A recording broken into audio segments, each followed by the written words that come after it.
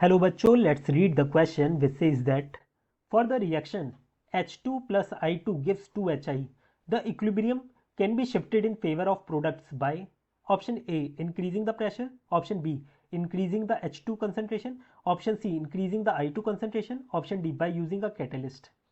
Here the key concept for this question is Le Chatelier's principal.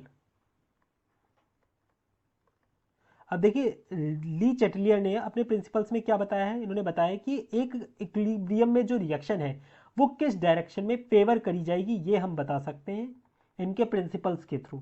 ठीक है, ये इन्होंने बताया था कि अगर आप प्रेशर या कंसंट्रेशन या टेम्परेचर में चेंज लाते हो या वॉल्यूम में चेंज लाते हो तो एक इक्विलिब्रियम में रिएक्शन वो फेवर करी जा सकती है फॉरवर्ड या बैकवर्ड डायरेक्शन में. ठीक है, अब यहाँ पर ये जो हमें रिएक्शन दे रखी है, क्या दे रखी है, H2 plus I2 gives 2HI. इसका प्रेशर का इस पर कोई इफेक्ट पड़ेगा या नहीं, ये हम कैसे पता लगाएंगे, डेल्टा एन की वैल्यू जानकर. अगर डेल्टा एन की वैल्यू जीरो से ज्यादा आती है या जीरो से कम आती है तो प्रेशर का इफेक्ट आप लोगों को देखने को मिलेगा इसके ऊपर. अगर जीरो आती है तो इफेक्ट नहीं देखने को मिलेगा. डेल्टा एन होता क्या है, number of moles of product minus number of moles of reactant. तो यहाँ प्रोडक्ट के नंबर ऑफ मोल्स कितने, 2, रिएक्टेंट के कितने, 1 इसका 1 इसका, तो ये 2 हो गए. 2 माइनस 2 कितना हुआ, 0. इसका मतलब Kp is equal to Kc के बराबर होता है. ठीक है, हमें ये पता चल गया. इसका मतलब प्रेशर का कोई इफेक्ट नहीं पड़ेगा, तो ये वाली स्टेटमेंट तो गलत दे रखी है.